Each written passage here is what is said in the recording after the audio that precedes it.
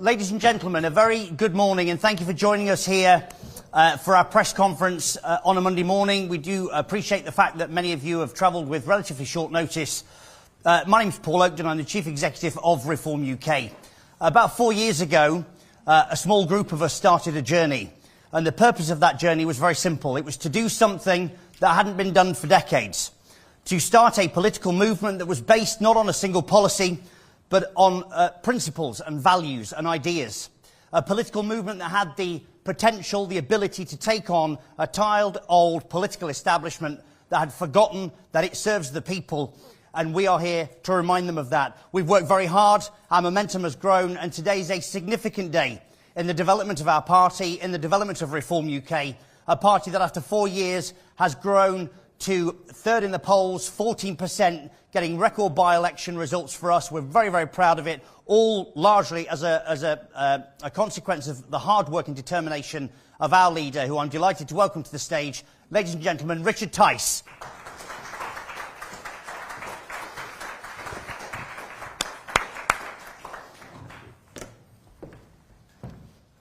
Good morning, everybody. Very good to see you this Monday morning. Thanks for being here. Now, something extraordinary happened last week.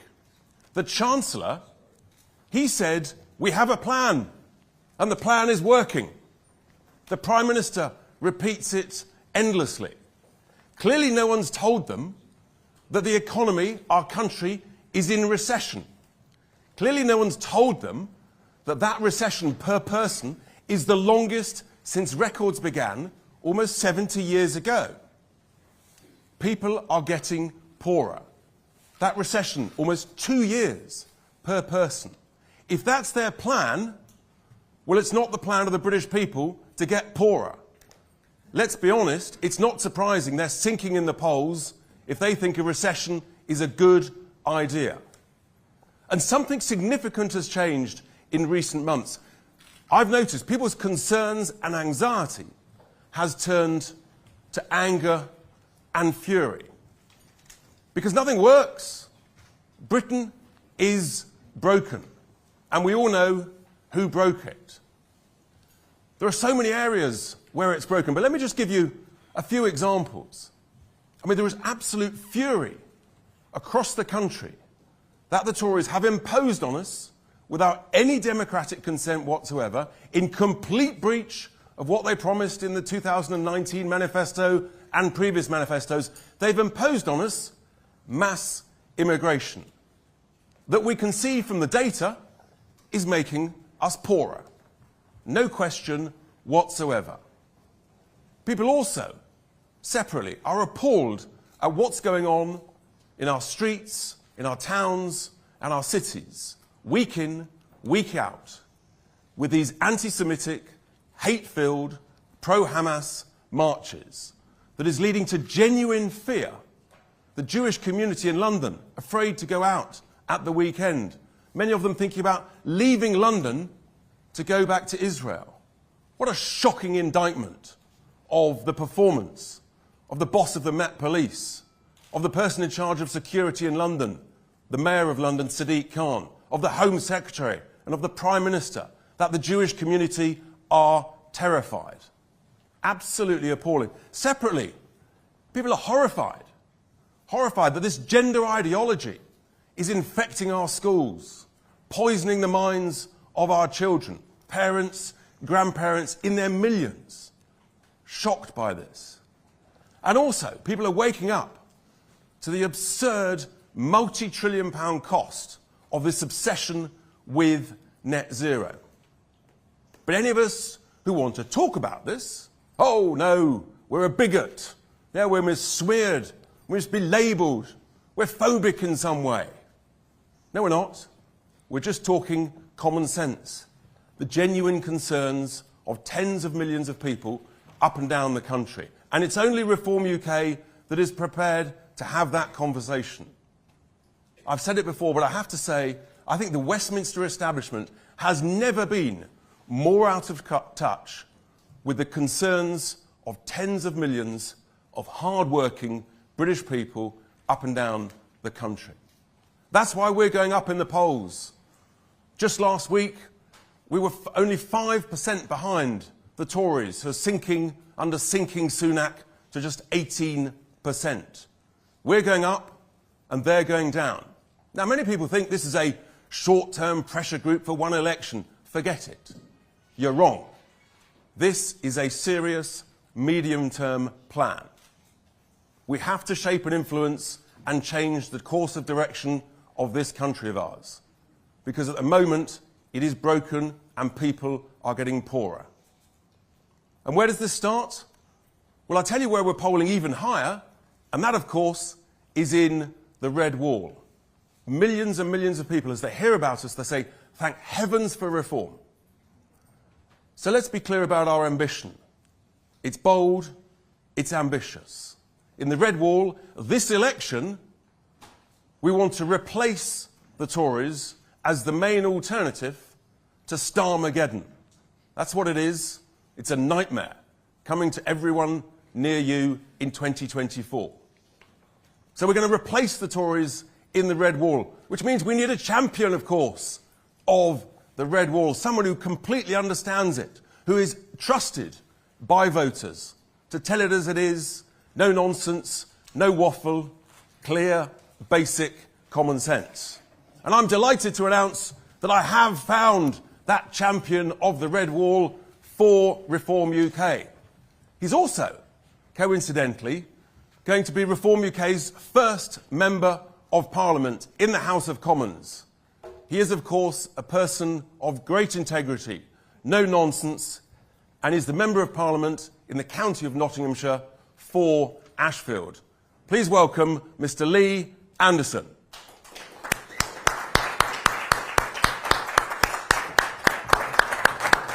Thanks, Richard.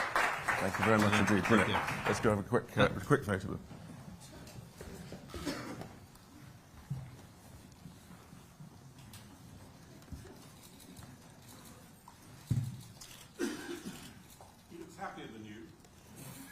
Who said that? He's not having an interview now. He's not having an interview. Brilliant, well done. Over to you. Can you see me? Can you all see me here?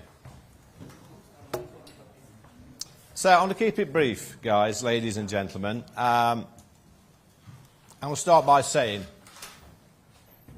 I want my country back.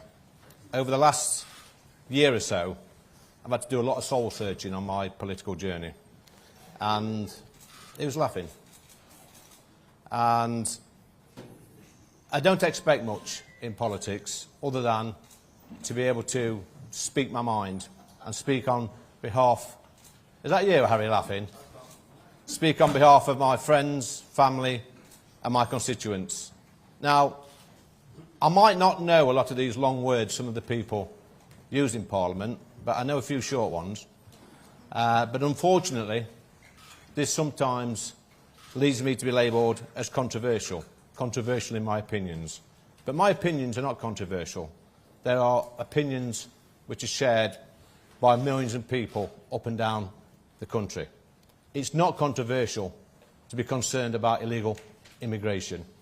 It's not controversial to be concerned about legal migration.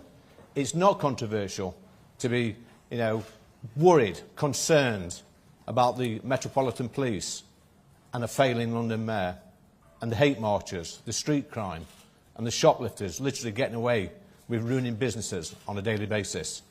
It's not controversial to fight back in a culture war that is sweeping our nation. I am proud of our great country and the gifts it has given to the world over hundreds of years. Gifts like the Industrial Revolution, railways, culture, sports, medicine, such as vaccines, which have saved hundreds of millions of lives. And we defeated fascism in 2 world wars. We have always punched above our weight on the international stage. But now, like millions of people in this country, I feel that we are slowly giving our country away. We are giving away our way of life. We are allowing people to erase our history. We are giving up our streets to a minority of people who literally hate our way of life. We are allowing people into our country that will never integrate and adopt our British values. Parliament doesn't seem to understand what many British people want. And quite frankly, some of them need to get out more. I made some remarks a few weeks back about the London Mayor, for which I was stripped of the whip from the Conservative Party. And let me be clear right now, on this stage, I will not apologise. It is no secret that I've been talking to my friends in Reform for a while, and Reform UK has offered me the chance to speak out in Parliament on behalf of millions of people up and down the country who feel that they're not being listened to.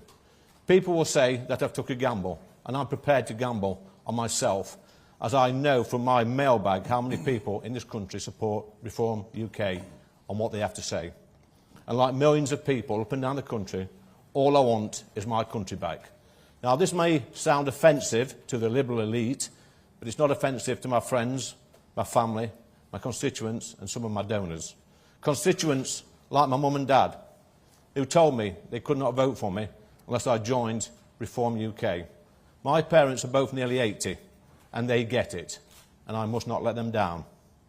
As I said at the beginning, I want my country back. Thank you. Brilliant. Well done. Fantastic. Yeah? Fantastic. So, thank you for that. I'm going to take some questions from members of the media and the press. We'll start with the People's Channel. Chris Hope, GB News. Chris Hope from GB News. Lee Anderson, on the 2nd of January, you said reform is not the answer. It leaves the door open for Sir Keir Starmer. What has changed in 10 weeks? And how can voters trust you at the election when you so publicly betrayed the Tories? Well, over the last 10 weeks, we've seen, one big thing changed last week, Chopper, and that was Mr Galloway coming into Parliament. And we have to fight back as a country, and the only party that's offering that fight back, what I can see, is Reform UK. This is a big problem, it's a concern. It's worrying my constituents and people up and down the country who are worried about people like George Galloway getting into Parliament. We have to fight back, and unfortunately, the Conservative Party and the Labour Party won't fight back.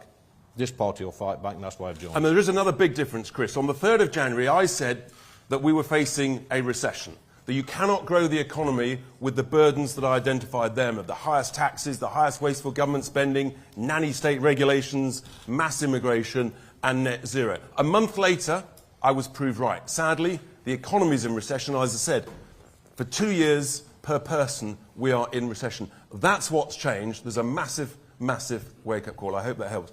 Beth, you next. Thank you, Mr Anderson. You talked there about a lot of soul searching. You were a Labour backer, then you were a Conservative MP, now you're defecting to Reform. What do you say to people that say the problem isn't all these parties, the problem is you, and this is all about attention seeking, and this has been very disloyal to Rishi Sunak, who made you Deputy Party Chair, and also to other colleagues that have backed you very verbally in recent weeks and are probably very upset and angry with you that you're going to only hurt their chances in a general election. What's your answer to them? Thank you. Country, constituency, and then party. Next question, please, Richard. Sorry. No, next question. What Next question. That is the point. Next What question, do you please. say Beth, to your that's it. colleagues I've given the answer, Beth. who feel really let down this I've morning? given my answer. Beth, Next question, please. Millions of people who trusted the Tories to deliver Brexit, to reduce immigration, they're the people who count, the voters, not the representatives in Parliament. That is the difference. We focus on the concerns of the British people. Okay, let me put. What's your No, I message think to Mr. we're going to move Sunak next. then? We're going down the... Alison. He hasn't answered my question. Well, Alison.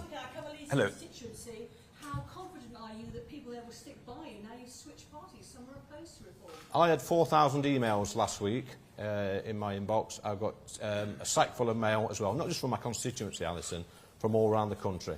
And when my friends and my family and my staff are telling me to join the Reform Party, then I have to listen. You know, like I said to Beth earlier, my country comes first, then my constituency, then a political party. And that's answered all your questions, Beth. Chris Mason, BBC. Thank you, Chris Mason, BBC News. We've seen in the past, Mr Anderson, defectees from the Conservative Party trigger a by-election. We saw it with Douglas Carswell, we saw it with Mark Reckless joining the predecessor party of UKIP. Why not do the same right now? Well, you're talking about Mark Reckless. It'd be pretty reckless of me to suggest a by-election when we could have a general election in May. There's your answer. Why not go for it, though? Because it costs a fortune. I think actually millions of people are sick of parliamentarians wasting taxpayers' cash. We've got a general election within weeks or months. Actually, what we've got to focus is getting the message out to the British people about the choices and the option. And that's the joy of democracy. Different parties, Harry. Different views. That's great. Harry Cole. Harry. Thank you, Mr Anderson. Just a few weeks ago, you described Mr Tice as a pound-shop Nigel Farage, whose reforms answered Diane Abbott. What's made you change your mind? And the question to Mr Tice, do you agree with what Mr Anderson said about the London Mayor Sadiq Khan? Do you stand by those comments and you're happy to share a platform with him?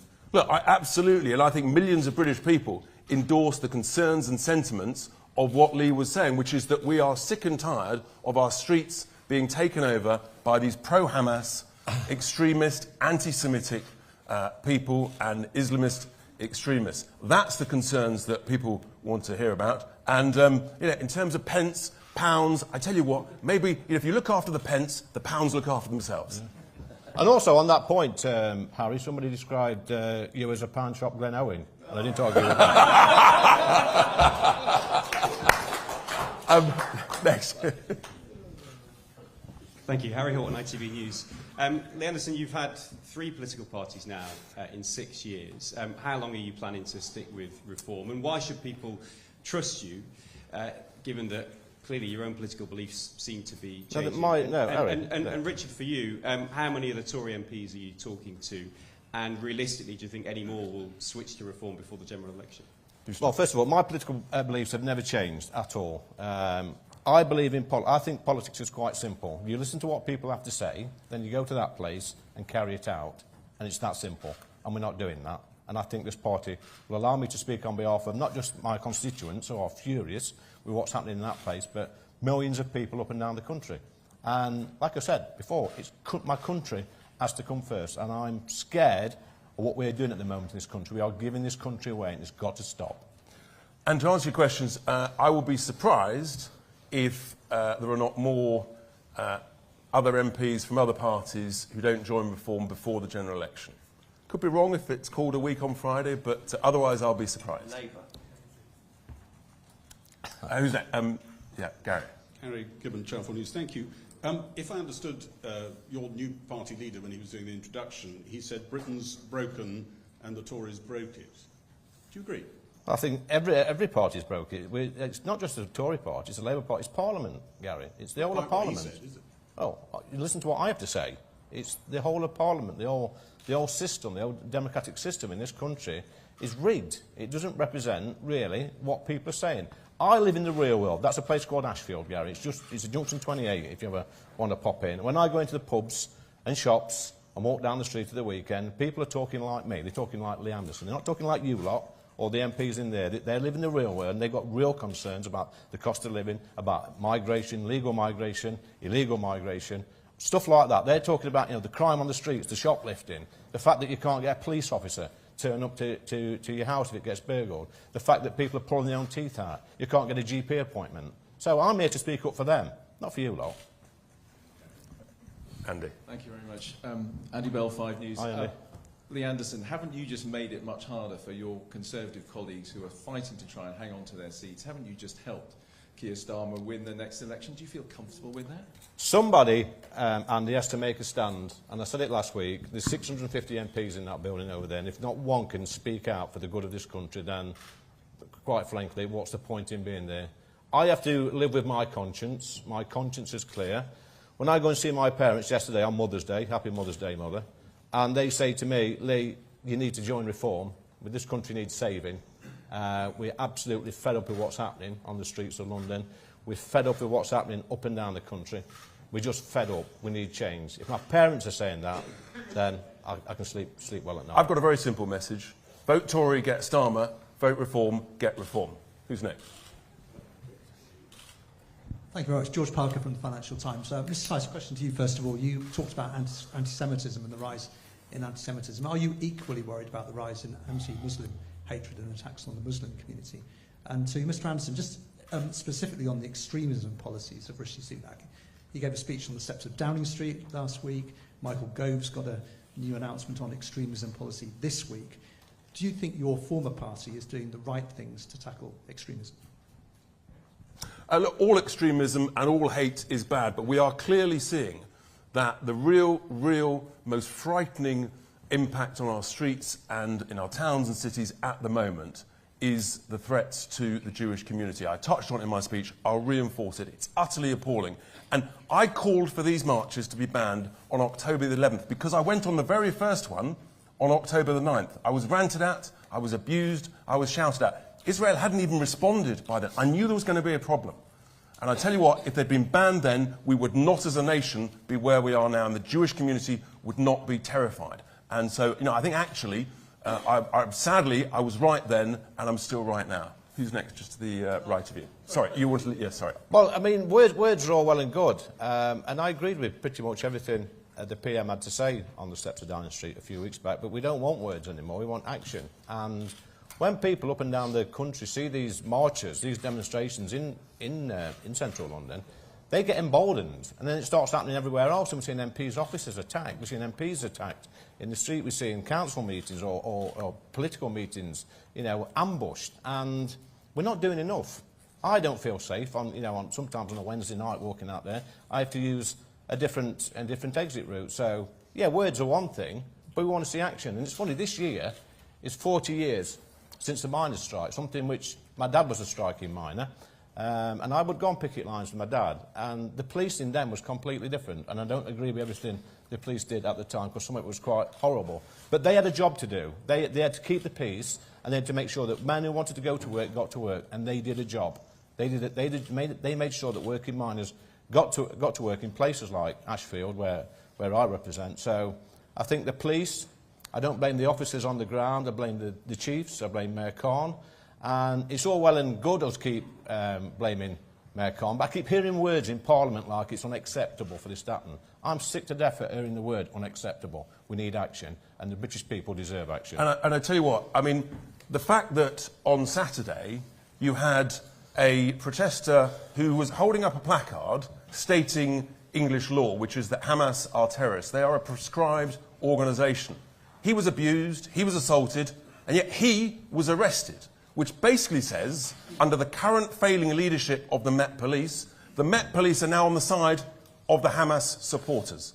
Deeply shocking, utterly woeful and unacceptable. Just to your right. Thanks, Richard. Adam Payne from Politics Home. A question for Lee Anderson. Lee, both Richard and Reform's Deputy Leader Ben Habib have talked about, on several occasions, how they want to obliterate the Conservatives at the next general election. Do you share that objective? It's not an objective which is at the top of my agenda. My vision for this party is to win seats like Ashfield. My priority is winning Ashfield and places like Ashfield. Places that I think have been let down by my old party. Boris said in 2019 that the people in places like Ashfield had lent the vote, and they had people like my parents and my family and my friends voted Conservative for the very first time with high expectations. And the promises have not been delivered. And, you know, I have to be with a party that puts this country first, rather than their mates at the tea parties and clinking their champagne glasses or wherever they go over the evening, scared to upset people. Well, I'm not scared to upset a few people, ruffle a few feathers, but you know what? I invite any of you, mind you, you're normally there up in Ashfield the weekend, a lot of you, especially at Guardian, knocking on 1,000 doors to try and get a bad comment out of me, and you're going to struggle with that one, by the way. Next question. Yes, hi. Beth. Thank you, Kate McCann from Times Radio. Lee Anderson, you've said a number of times that you want to get your country back. For the people listening, can you explain who has control of the country at the moment and how you intend to get it back? And to Richard, is this the first of many MP defections? Thank you. When I go out to that place over there, Kate, on a Wednesday night, and I see thousands of people, an angry baying mob, flashing, you know, graphics onto Big Ben, Elizabeth Tower, which says "From the river to the sea," we have not got control of our streets. This is a murderous, vile, wicked sort of thing that you see on our streets, and the police just stand there and do nothing. And then, like Richard said earlier, you see one chap with Hamas is a terrorist organisation, which it is, and 6 burly coppers wrestle him to the ground and drag him off. How is that right? How is that right in this country in this day and age? It's not. And I feel, you know, people are looking at this on TV. We work in a bubble in that place over there, which is MPs, which is lords, ladies, the media, staffers, whoever. But in the real world, my parents, who I keep banging on about, are watching this on TV every night, and quite frankly, they're disgusted. It's their country. Here's another way that I express it, Kate, which is that when we grew up, we were taught by our parents to trust 3 things. You could trust the government, you could trust the police, and you could trust the post office. That was literally the embodiment of the United Kingdom. And now, sadly, trust in all those 3 entities and institutions has completely collapsed. That is actually about getting our country back, trusting what we want to trust, what we used to trust when the country worked, and actually when individuals were getting wealthier every year. To answer your question about the MPs, well, look, let's wait and see. But unless there's an election called in the next few days, and if it is Prime Minister, we're ready. 630 MPs up and down England, Scotland, Wales, we are ready. Then yes, I would expect some more to follow. Morning, both. There have been plenty of reports that money was offered in previous attempts to get Lee over. Can you confirm that absolutely no cash has exchanged hands ahead of today? And Lee, do you have a message for any of your old Tory MP mates who might be wavering in 2 minds, thinking of defecting, upset with Mr Sunak? What's your pitch to get them to cross the floor with you? So to be clear, no money has been offered at all, so we'll clear that one up straight away. And message to my colleagues is, look, it's a sad day that I'm leaving my colleagues, but if I'm honest, this time next year they'll be sat on the same benches as me. And let's be clear, here's the deal. The deal is we're going to get Lee re-elected at the general election as Reform UK's MP. And the second part of the deal is Lee is going to be a fantastic champion of the Red Wall, and we are going to replace the Tories as the alternative to Starmageddon in the Red Wall. That's the deal. One more here. Yes. Ava. Ava Santina from Politics Joe. I can't stand up, I've got a short skirt on. Sorry. Lee, we've spoken a lot here about protests, but what will your first domestic policy be for reform? And we've got teacher strike potentially in September. How will you handle that in Parliament? Oh, let me put that, because on our website you've got our contract with you, which is our equivalent of a manifesto, which sets out the whole... Yeah, but hang on, no.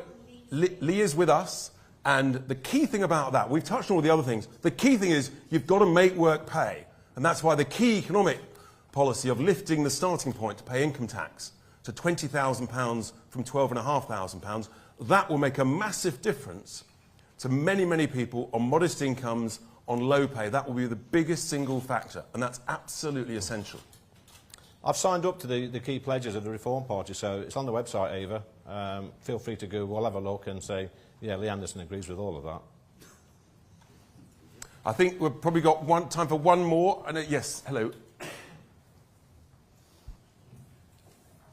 Hi, I'm Amy Gibbons from The Telegraph. Lee, you told me me less than 2 months ago that there was no conceivable world in which you would join Reform, and in your words, knife the Tories in the back. What was the turning point for you in the interim? Well, there's not been a turning point. I mean, we all know that sometimes politicians, Amy, are about as trustworthy as journalists with what they say and do. But it's been a gradual journey, and I think there's been several tipping points over the past few months. Like I said in my speech, I've had to do a lot of soul searching about where I am, what I'm doing, and when I find myself suspended, having the whip suspended for speaking my mind, and by the way, speaking up on behalf of millions of people up and down the country who agree with me, that for me is unpalatable. It's a shocker, if I'm honest. I cannot be a part of an organisation which stifles free speech. And many of my colleagues in that place in the Conservative Party do back me on this privately. Obviously, they won't put their head above the parapet. I don't expect them to. But more importantly, people around the country and around the world have been messaging me, sending me emails saying, stick to your guns, Lee, we agree with you. Isn't it about time somebody spoke out for us rather than baying to that lot over there? Thank you very much. So that concludes our press conference. I really appreciate you attending, and then I think we're doing some one-to-one interviews and the like. Thanks very much indeed. Have a great week.